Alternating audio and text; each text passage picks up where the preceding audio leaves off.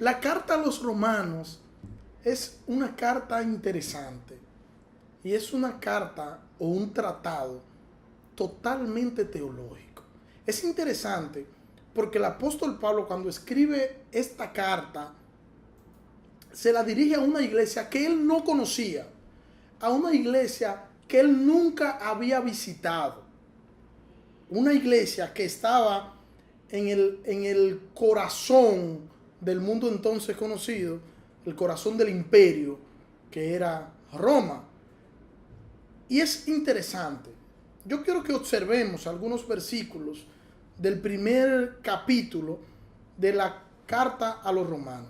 Dice en Romanos capítulo 1, desde el versículo 18, porque la ira de Dios se revela desde el cielo contra toda impiedad e injusticia de los hombres, que con injusticia restringen la verdad.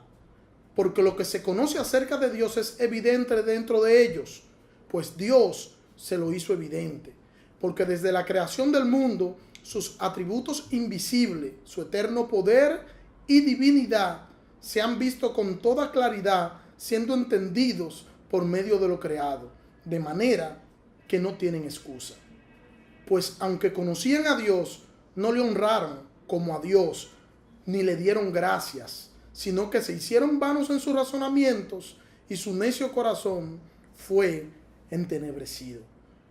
Profesando ser sabios, se hicieron necios y cambiaron la gloria del Dios incorruptible por una imagen en forma de hombre corruptible, de aves, de cuadrúpedos y de reptiles.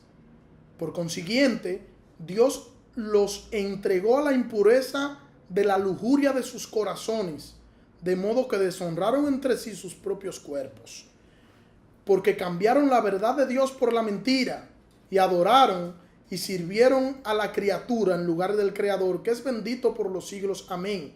Por esta razón, Dios lo entregó a pasiones degradantes, porque sus mujeres cambiaron la función natural por la que es contra la naturaleza, y de la misma manera también los hombres abandonaron el uso natural de la mujer, se encendieron en su lujuria unos con otros, cometiendo hechos vergonzosos, hombre con hombre, y recibieron en sí mismo el castigo correspondiente de su extravío. Es interesante.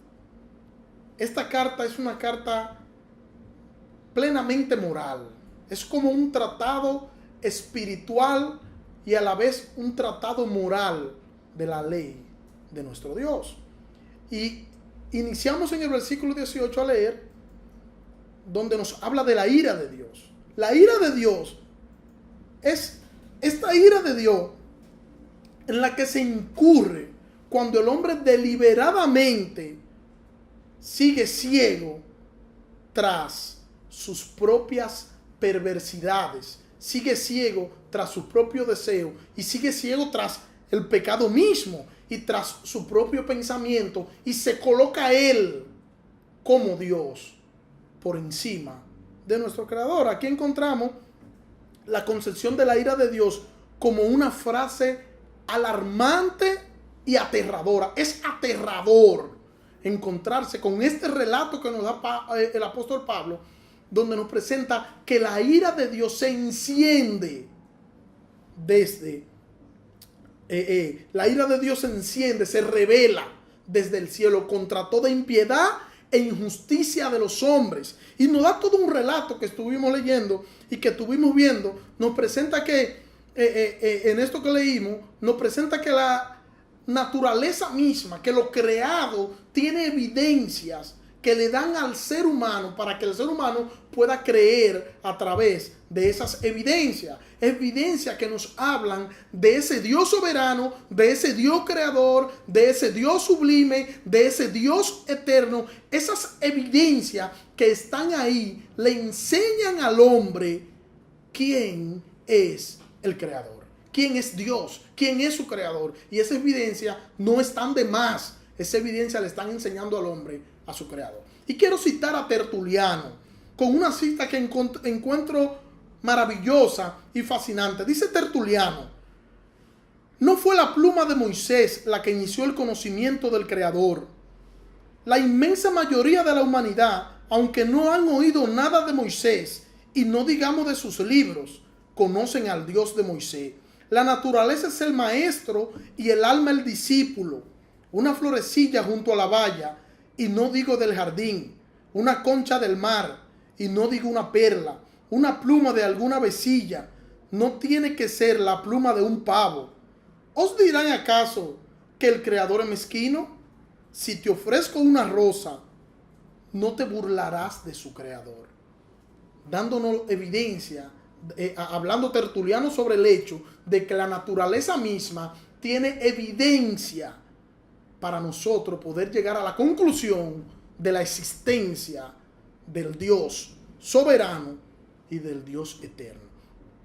Pero también quiero saltar algunos versículos bíblicos, porque quiero detenerme un poquito en los versículos bíblicos desde el versículo 27, donde nos habla, el apóstol Pablo dice que por causa del hombre no reconocer a Dios, que por causa del hombre no conocer a Dios, el hombre encerrarse y ponerse él como Dios o por encima de Dios, por causa de su pecado, por causa de su corazón no arrepentido, por causa de esto, entonces Dios lo entregó a pasiones vergonzosas.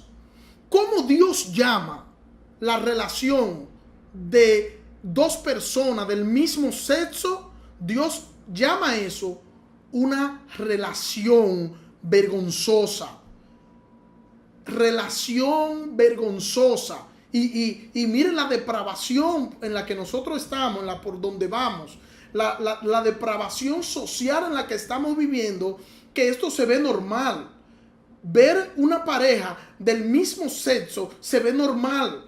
Hay quienes ni lo critican ni lo apoyan. Bueno, nosotros lo criticamos y no lo apoyamos, porque la Biblia nos dice que esto es lujuria del corazón del hombre y que son hechos vergonzosos.